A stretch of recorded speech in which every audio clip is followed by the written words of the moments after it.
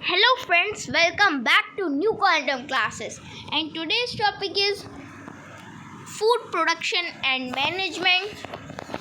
And first of all, आप हमारी video को लाइक कर दीजिए जल्दी से एंड इस चैनल को भी सब्सक्राइब कर दीजिए एंड बेल आइकन भी ज़रूर दबा दीजिए और अपने फ्रेंड्स के साथ ज़रूर शेयर कीजिए।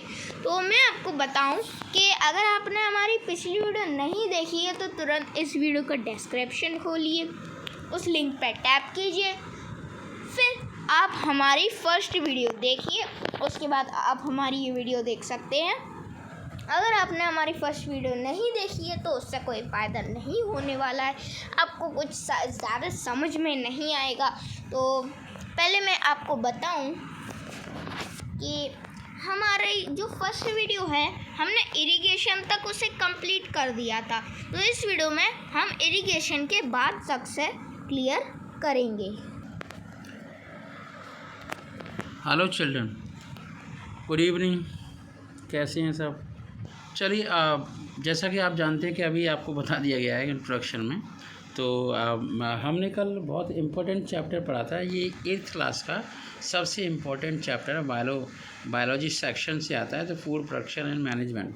एक्चुअली क्या है कि इंडिया में 60% किसान हैं, मतलब 60% पॉपुलेशन फूड प्रोडक्शन मैनेजमेंट के ऊपर डिपेंडेबल है, और अदर 40% है, कुछ नौकर चाकर हैं और आपके अधिकारी हैं, डॉक्टर हैं, साइंटिस्ट हैं।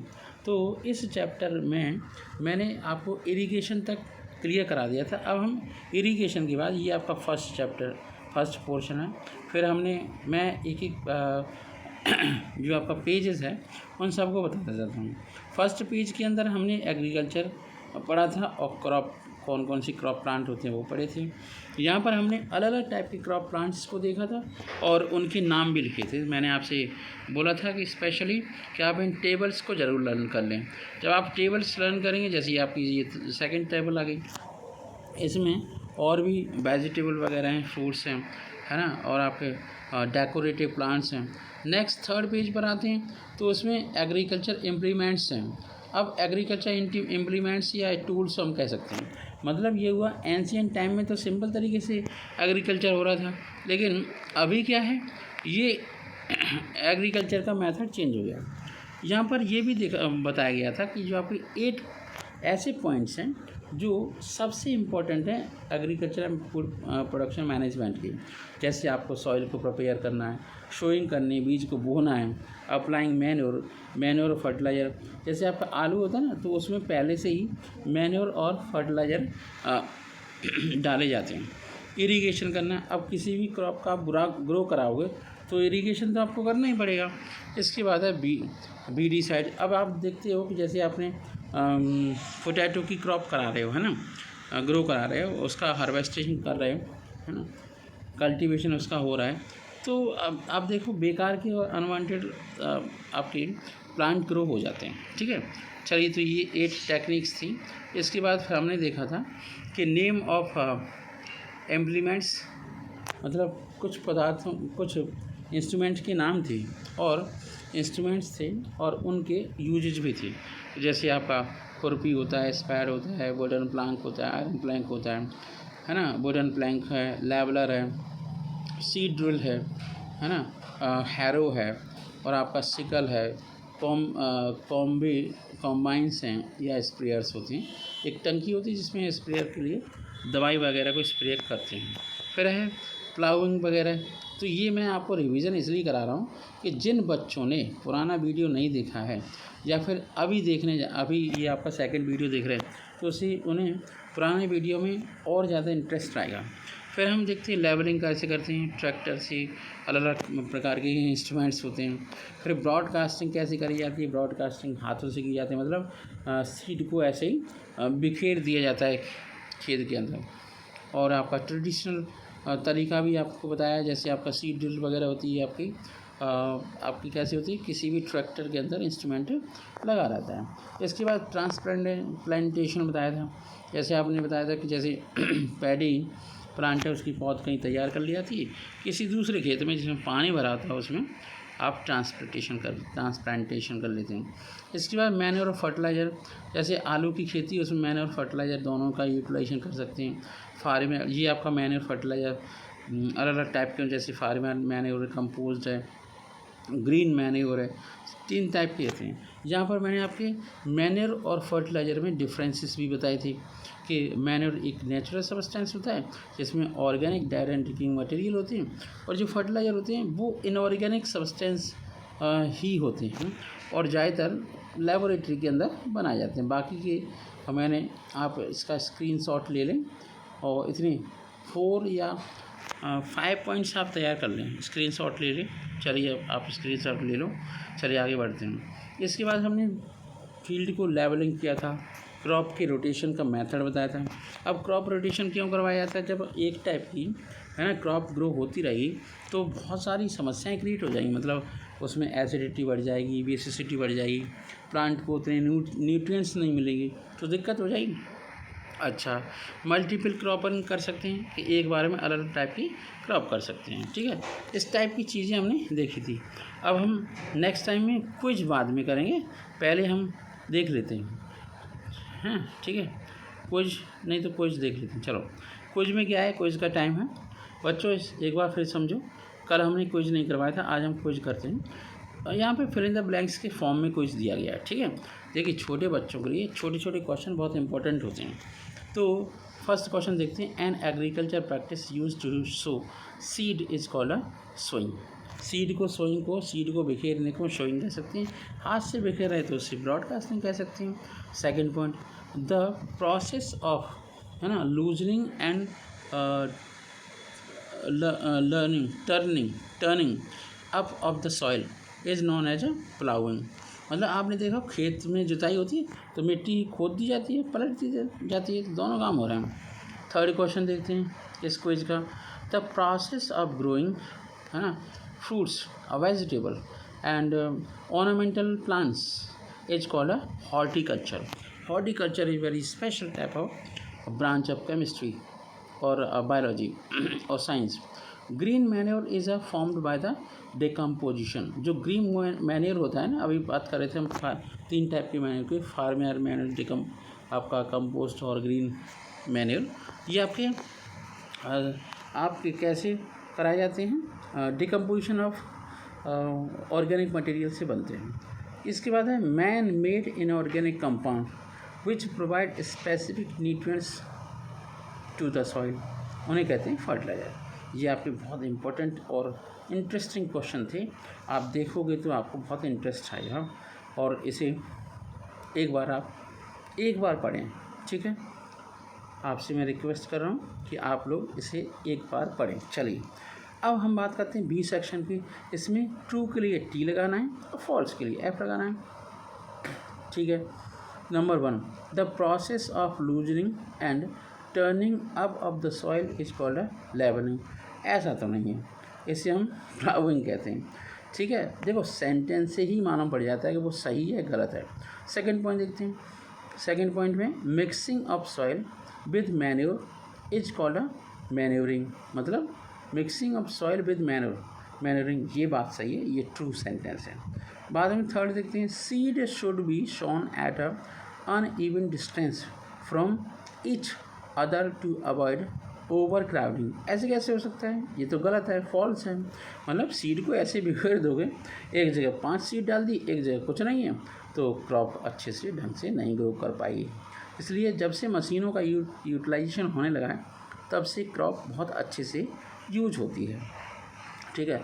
फोर्थ पॉइंट देखते हैं। The process which seedling are transferred to the main field is called a seed drill. ये गलत है, क्योंकि जब हम किसी भी सीडलिंग को ट्रांसफ़र करते हैं उसे हम ट्रांसप्लांटेशन कहते हैं, ठीक है। तो इसे हम टिक कर सकते हैं। ये आपका फॉल्स है, इसे मैं टिक कर देता हूँ, this is the false.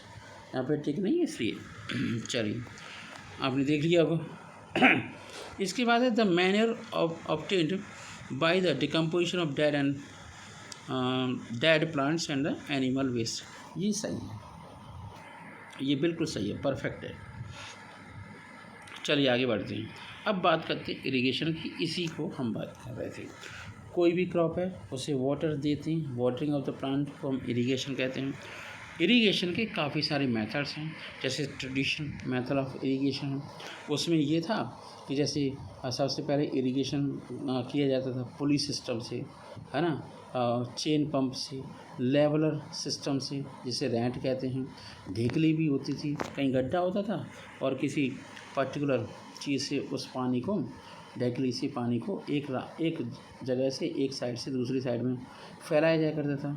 Modern method अलग अलग हैं, जैसे फ्लोइंग ऑफ इरिगेशन कह रहे हैं, मतलब लाइनें बना रखी हैं उसमें आप इरिगेशन कर रहे हैं।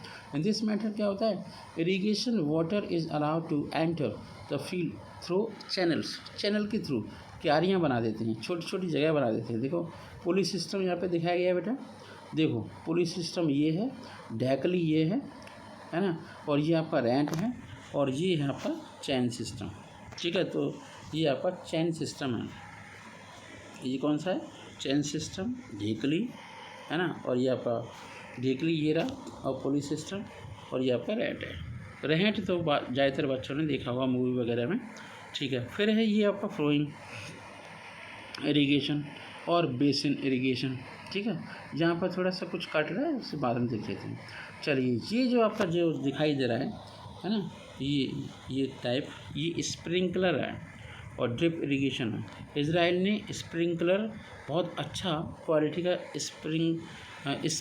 स्प्रिंकलर इरिगेशन का मेथड ईजाद किया है, ठीक है। तो पहले हम कुछ और भी देख लें, अब हम यहाँ पे आते हैं। जैसे आपका basin irrigation, this method of irrigation is use in a flat field, बिल्कुल समान, मतलब फील्ड होते हैं, समानांतर फील्ड होते हैं, जो बिल्कुल ऊबड़ खाबड़ नहीं होते हैं, वहाँ पर बेसिन यूज करते हैं। स्प्रिंकलर वहाँ पे कहते हैं जैसे कहीं बहुत बड़ा ग्राउंड है, उसमें बहुत सारी घास लगी हुई है, अब इतना सारा पानी कहाँ से आएगा पूरे 1 किलोमीटर के एरिया में, तो वहाँ पे छोटे छोटे पाइप लगा दिए जाते हैं जो घूमते रहते हैं और पानी इधर से उधर छिटकता रहता है, मूवमेंट करता रहता है। इसी टाइप के मतलब इरिगेशन सिस्टम को हम स्प्रिंकलर इरिगेशन के नाम से जानते हैं, ठीक है। अब हम देखते हैं drip irrigation. Drip irrigation is the also called a trickle irrigation, इसे हम ट्रिकल इरिगेशन के नाम से भी जानते हैं। ड्रिप इरिगेशन किससे जानते हैं, trickle. This system minimize the use of water.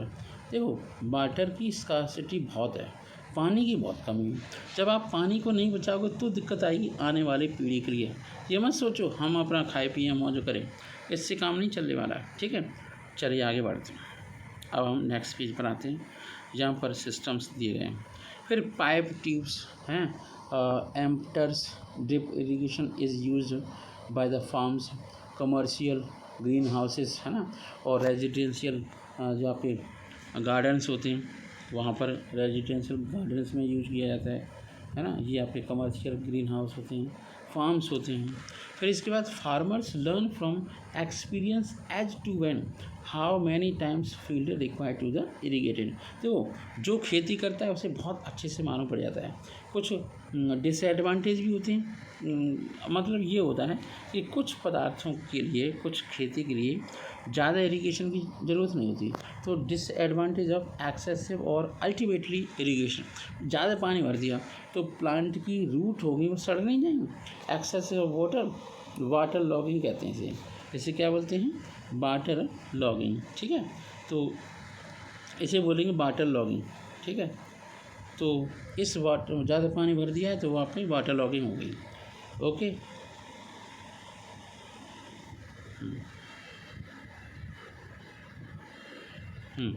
चलिए आगे बढ़ते हैं। अब वाटर लॉगिंग यहाँ पे देखो ये पॉइंट है, germination of seed as the seed do not get sufficient air. अब पानी भर जाएगा जड़ों में तो एयर कहाँ से आएगी। देखो प्लांट को हर चीज़ चाहिए, पानी भी चाहिए, वाटर भी चाहिए, मिनरल भी चाहिए, एयर भी चाहिए, है ना। तो अब हम नेक्स्ट पॉइंट देखते हैं, जैसे root do not grow well if there is a water logging. अब रूट कैसे ग्रो कर जाएगी, उसे वाटर चाहिए, तो वाटर भर जाएगा पूरी तरीके से। कहने का मतलब ये हुआ हल्का सा, जैसे पौधा आपने किसी गमले में लगाया, याद रखना अगर गमले में पौधा लगाया तो वही आप उसे केयर करेंगे, उसे देखभाली करनी पड़ेगी, तब बात बनेगी। ठीक है, चलिए आगे बढ़ते हैं।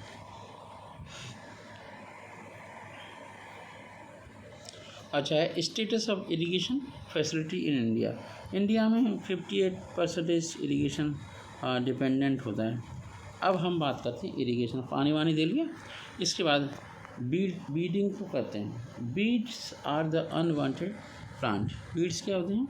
अनवांटेड प्लांट्स होते हैं। ठीक है, मैं निशान अंडरलाइन करता जा रहा हूँ। Grow along with the main crop, main crop के साथ ग्रो कर जाते हैं। अब इन अनवांटेड और अनडिजायरेबल, ये दो वर्ड हैं, अनवांटेड और अनडिजायरेबल वर्ड को अच्छे से लर्न कर लो, मतलब जिनकी ज़रूरत नहीं वो भी, है ना, ऐसे। ठीक है, because they compete with the crop, है ना, main crop of the nutrients.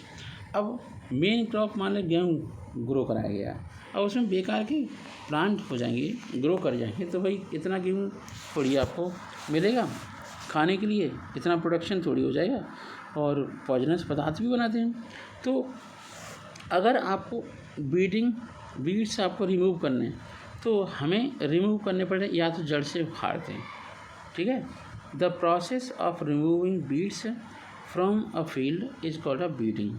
तो इसे हम बीडिंग कहते हैं। अब जैसे कुछ बीड के नाम मैं आपको बता रहा हूँ, जैसे ओट, जबी जिसे बोलते हैं, ग्रास, एम्बरेंथस चौराई जिसे बोलते हैं, है ना, चीनोपोडियम, ठीक है, चैनोपोडियम, ऐसे बथुआ होता है जैसे, और होता है हिरनखुरी, हिरनखुरी के नाम से भी होता है। ठीक है, इस टाइप के आपके बीड्स थे। तो अगर आपसे कोई पूछता है बीड्स के नाम बताओ, तो इनके नाम बता देंगे, सीधी सी बात है। चलिए आगे बढ़ते हैं। तो इसके साथ साथ क्या होता है, एक द बर्ड्स कुछ चीज़ें एस्टिमेटेड 10% क्रॉप। तुमने देखा हो जो मक्का की खेती होती है, उसमें बहुत सारे क्रो, है ना, बहुत सारे एनिमल, बहुत सारी बर्ड्स उसे ख़राब करते रहते हैं। तो उसके लिए आपको क्या करना पड़ता है, कुछ ऐसे मॉडल लगा देते हैं वहाँ पे, ठीक है, और उससे बचने के लिए। चलिए, crops are attacks by bacteria. Crop पर सबसे ज़्यादा बैक्टीरिया, फंजाई और वायरस का होता है अटैक, जिससे बहुत सारी बीमारियाँ हो जाती हैं। अब इस बीमारी से बचने के लिए हमें क्या करना पड़ेगा, हमें कुछ डिजीज़ को बचने के लिए, अच्छा ये ट्रांसफ़र भी हो जाती हैं अलग और दूसरी क्रॉप के अंदर, इसलिए हमें कुछ केमिकल सब्सटेंसेस यूज करने पड़ेंगे, जैसे डीडीटी है, एट्राजाइन है केमिकल, और डाईयूरोन है, use to kill pest, PEST, pest. ठीक है, अब इन कंपाउंड को हम पेस्टिसाइड्स कहते हैं। Those compound which are used as pest killing the pest, है ना, विच आर कॉल्ड पेस्टिसाइड्स। ठीक है, तो ऑल ओवर द वर्ल्ड, है ना, हार्व्ड सीजन्स ये आपके बहुत ज़्यादा यूज होते हैं, जैसे पोंगल, दिवाली, नव्या, बिहू, इस टाइप के बहुत सारे फेस्टिवल होते हैं। चलिए, harvesting of grain crop, harvesting कैसे करेंगे। Most of grain crops are reaped ground manually and help of the harvester machine. Harvester machine से आगे हार्वेस्ट करते हैं। चलिए, अब DDT वगैरह हमने यूज कर दी, इसके बाद हम करते हैं यूज थ्रेशिंग। क्या यूज करते हैं? थ्रेशिंग। तो थ्रेशिंग में हमें क्या करना है, the process of separating grains from their husk, stalk, छोटे छोटे, इसे हम थ्रेशिंग कहेंगे। आपने देखा हो गेहूँ को थ्रेश किया जाता है, गेहूँ को अलग करते हैं, तो स्टेम देखा हुआ आपने गेहूँ का। फिर इसके बाद जब ये काम हो जाता है, फिर हम विनोइंग करते हैं। विनोइंग का मतलब separation of grain from the husk, उसे बोलते हैं क्या, आपका विनोइंग। ठीक है, यहाँ पर उन्होंने क्या किया है, जैसे यहाँ पर कुछ गड़बड़ हो जाती है, एनिमल्स वहाँ आ जाते हैं, परेशान करते हैं, तो उनके लिए ये आपका लटका दिया जाता है, जिससे चिड़िया, बर्ड्स को ऐसा लगता है, डर लगता है, तो वहाँ से भाग जाते हैं। इसे स्केयर क्रो कहते हैं। क्या बोलते हैं? Square crow. ठीक है, ये आपकी हार्वेस्टिंग हो रही थी। अब एक और बात बताएं, कुछ मशीन्स भी आपने देखी होंगी, है ना, वो मशीन्स यूज़ की जाती हैं, आर यूज ह्यूज मशीन जिसे हम कंबाइंस कहते हैं। अब कंबाइन क्यों की जाती है कि उनसे बहुत सारे काम कर सकते हो, ठीक है। अब जब आपके पास गेहूँ आ गया, ये सब हो गया, तो ग्रेन सिलॉल्स होते हैं, सिलोज होते हैं, जहाँ पर ग्रेन को इकट्ठा किया जाता है, फूड ग्रेन को, और उन्हें हम ग्रेनरी के नाम से भी जानते हैं, ग्रेनरी। चलिए, अब स्टोरेज हो गया, तो उन्हीं को हम स्टोरेज हाउस कहते हैं। मोड्स ऑफ स्टोरेज काफ़ी सारे होते हैं।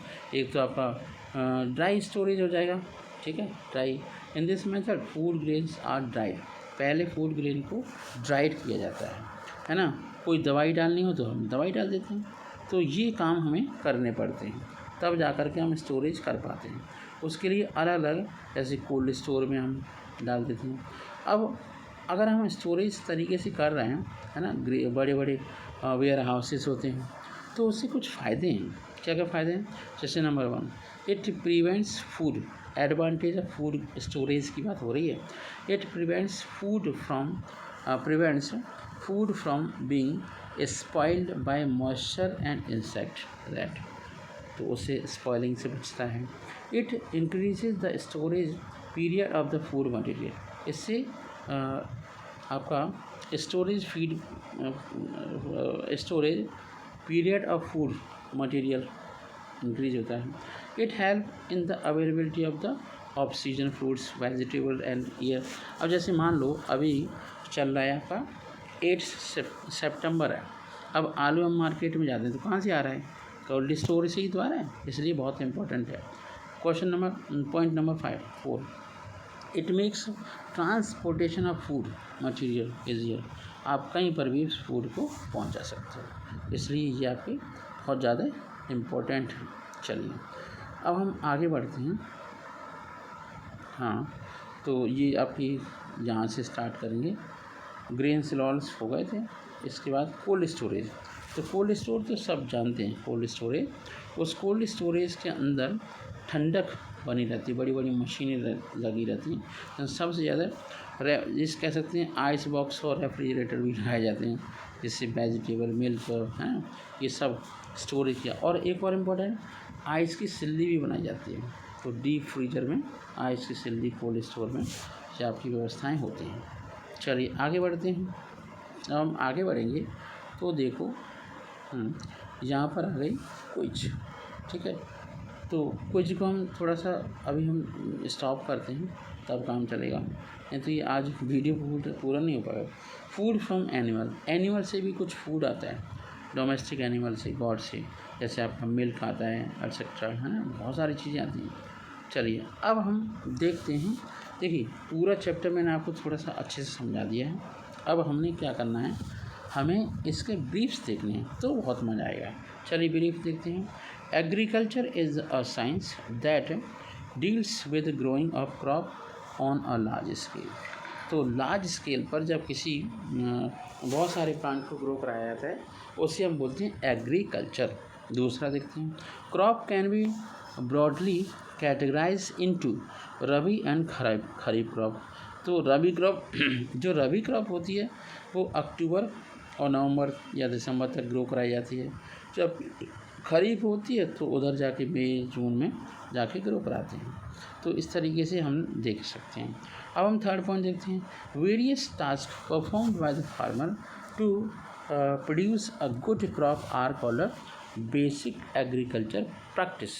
ये सारी की सारी बेसिक एग्रीकल्चर प्रैक्टिस को एक टाइप की थी, वो मैंने आपको समझा दिया उस टेबल से। इसके बाद है, farmers follow some common agriculture practice like preparation of soil, यहाँ दे रखी है, बहुत बढ़िया। Sowing of seed, irrigation, weeding, harvesting, है ना, और थ्रेसिंग और विनोइंग, ये सारे काम किए जाते हैं।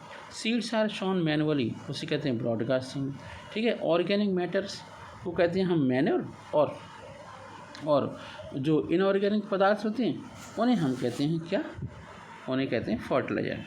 इसके बाद हम बीडिसाइड, देखिए मैंने एक वर्ड को कई बार रिपीट कर दिया है।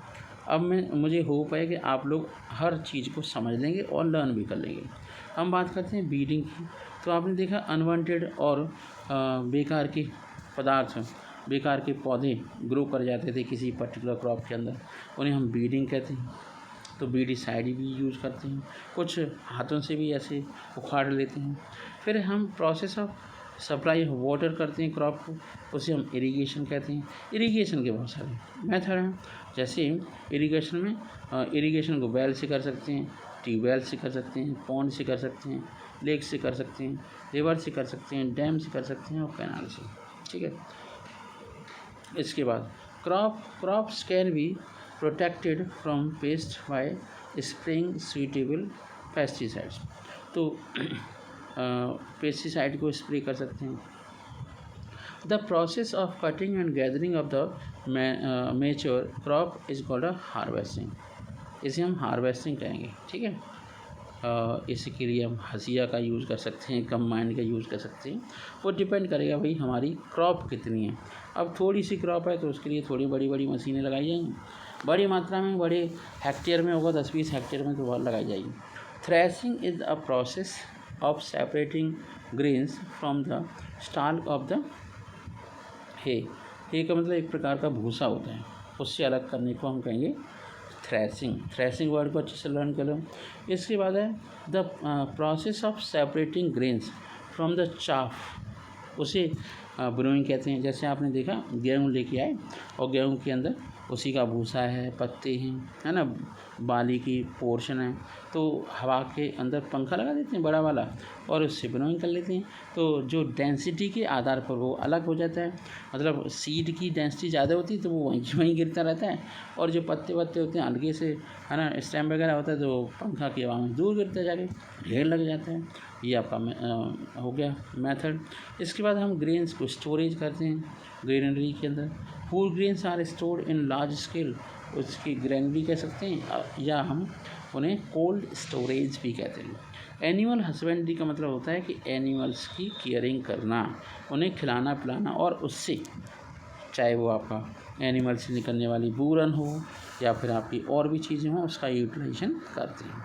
चलिए, अब इम्पोर्टेंट बात क्या है, जहाँ पर कुछ टेक्निकल वर्ड्स देख रखे हैं वो देखते हैं। एग्रीकल्चर, कितनी बार पढ़ोगे agriculture. The process of growing crop, बस हो गया।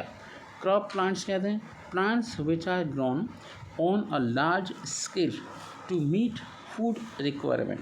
फूड रिक्वायरमेंट की को कंप्लीट करने के लिए क्रॉप प्लांट्स को ग्रो कराया जाता है। अब बात करते हैं रबी क्रॉप की। Crop grown during the winter. Rabi crop का मतलब क्या हुआ, विंटर में क्रॉप, अभी तो मैंने बताया था। और खरीफ का मतलब ड्यूरिंग समर, सीधी सी बात है। ठीक है, अब सोइंग, मतलब सोइंग में क्या है, सीड को हम आपके फैला रहे हैं, ब्रॉडकास्टिंग कर रहे हैं, है ना, ड्रिल से कर रहे हैं। और pesticides, killing the paste. Fertiliser, हम फर्टिलाइज़र का यूज कर रहे हैं, जैसे कौन कौन से, नाइट्रोजन की फर्टिलाइज़र, फास्फोरस की, पोटेशियम के कंपाउंड्स होते हैं। Irrigation, watering of the plant हो गया। बीड, अनवांटेड प्लांट को ग्रो कर रहे हैं, उसे हम मार रहे हैं, उसे हम बीडीसाइड्स कहेंगे। इसमें डीटीसी वगैरह आ जाएगा। फिर है ग्रेनरीज, अगर हमने फसल को काट लिया तो वही रखें कहाँ, तो रखने का तरीका है ग्रेनरी। सिलॉल्स कह सकते हैं। चलिए, अब इम्पोर्टेंट बात आती है बच्चों, है ना, तैयार हो जाओ पेन और कॉपी लेके। जब भी मेरा वीडियो देखो तब आप रफ कॉपी और पेन लेके ज़रूर बैठें, क्योंकि उसमें क्विज होगी। चलिए, अब जो एग्ज़ाम में आने वाले क्वेश्चन हैं उस पर कंसंट्रेट करते हैं। अभी तक हम थ्योरी पढ़ रहे थे, अब हम देखते हैं आपका आउटपुट क्या है। चलो, पहला क्वेश्चन देखते हैं। A traditional method of irrigation is, मतलब इरिगेशन का ट्रेडिशनल मेथड क्या है। अब ये देखते हैं यहाँ पे क्या क्या लिखा हुआ है। एक तो रेंट लिखा हुआ है, वही वो भी है। डेकली, ये भी ट्रेडिशनल मेथड है ना। मोट है, और अब देम आ जाएगा, आंसर सारे होंगे। चलिए, अब हम बात करते हैं सेकंड पॉइंट की। तो ditches made between two rows of the crop are called furrows. Ditches, अंदर गहराई, अरे जैसे हिंदी भाषा में बड़ा कह सकते हैं, कूल कह सकते हैं ना। चलिए, तो ऐसे हम समझ सकते हैं। फिर हम आगे कहते हैं ट्रांसफ़र ऑफ सीडलिंग, है ना, seedling from nursery to the main field, उसे हम ट्रांसप्लांटेशन कहते हैं। ट्रांसप्लांटेशन होता है। चलिए, आगे बढ़ते हैं, बहुत इंटरेस्टिंग क्वेश्चन है। क्वेश्चन नंबर 4 देखते हैं। Which one of the following is a weed? कौन सा बीट है? वीट तो हमारा खाने वाला है, मेज भी खाने वाला है, राइस भी खाने वाला है, तो इसमें कीनोपोडियम है ना, कैनोपोडियम क्या है? बीट। तो आंसर क्या होगा? वही आपका ये वाला, इसे अंडरलाइन कर लो। चलिए, बहुत इंटरेस्टिंग था। आगे बढ़ते हैं, फिल इन द ब्लैंक्स देखते हैं। चलिए, NPK are fertiliser rich in nitrogen, phosphorus and potassium. Nitrogen, phosphorus and potassium. अगर आपको नहीं दिख रहा है तो कोई बात नहीं, मैं बोल रहा हूँ। क्या बोल रहा हूँ? नाइट्रोजन। क्या बोल रहा हूँ मैं? नाइट्रोजन, सिंबल होता है N, फॉस्फोरस P, ठीक है, और पोटेशियम K, ठीक है। तो यही आपको करना है, ठीक है। अब हम आगे थोड़ा सा बढ़ते हैं। Second point, weedicides are the chemicals that are use to kill weeds. Weedicide ऐसे पदार्थ होते हैं जो बीड को मारने के काम में आते हैं। Soil crumbs are broken with the help of levelling. पटेला जिसे बोलते हैं, वो लकड़ी का प्लैंक होता है, तख्ती होती है मोटी सी, है ना। फिर है rivers and canals are common sources of water for irrigation. सही बात है भाई। अच्छा, harvesting is the process of cultivation of crop. Crop grow करा ली, पक गई, उसे काट डालो, ठीक है। चलिए, इसमें ट्रू फॉल्स आ नहीं रहे हैं अभी, तो ये आप पढ़ लोगे, एक बार देख लो। सिलॉल क्या है, किसके साथ मैच करेगा? सिलॉल का मतलब यही तो हो गया, स्टोरेज ऑफ फूड ग्रेन्स, ठीक है। अच्छा, बीडिसाइड का मतलब यही तो हो गया, killing of the undesirable plant. Sowing का मतलब यही तो हो गया कि सीड को डिस्ट्रीब्यूट करना, तो सीडली तो हो गया, ठीक है। तो चलो हम थोड़ा सा मैथ द फॉलोइंग भी करा देते हैं। सेलॉल का मतलब हो गया स्टोरेज, है ना, ये आपका यहाँ मिल जाएगा। बीडिसाइड का मतलब क्या हो गया? Killing the plant. और सोइंग का मतलब क्या हो गया? सीड ड्रिल कराया जाता है सोइंग के लिए। सिकल का मतलब क्या होता है? हार्वेस्टिंग के लिए करते हैं सिकल, और थ्रेसिंग थोड़ी हो पाएगी। और लेवलिंग का काम होता है लेवलिंग ऑफ द सॉइल, ठीक है। जो एक रह गया उसे छोड़ो, चलिए रद्द करिए, आगे बढ़ते हैं। पेज पर आते हैं। अब मुझे टेंशन है कहाँ की? ये आपकी वेरी शॉर्ट क्वेश्चन। चलिए, वेरी शॉर्ट क्वेश्चन पे आते हैं बच्चों, वो आने वाले हैं। तो वो कह रहे हैं कि which agriculture task has to be completed before sowing. मतलब सोइंग से पहले क्या करते हैं? खेत को जोतते हैं, टिलिंग करते हैं, है ना। और आपका तो या फिर प्रिपरेशन ऑफ सॉइल करते हैं। Name the implement used for the sowing of the seed. इसे हम सीड ड्रिल कहते हैं बेटा, सीड क्या बोलते हैं इसे? सीड, है ना। और ड्रिल सही से लिखा नहीं जा रहा है, मैं दोबारा लिखता हूँ। सीड ड्रिल, DRIL, ठीक। चलिए आगे बढ़ते हैं। हाँ, what do you understand by a weed? Weed से आप क्या समझते हैं? Name one weedicide. One weedicide को हम पता करें, नाम बता देंगे बीडिसाइड का, ठीक है।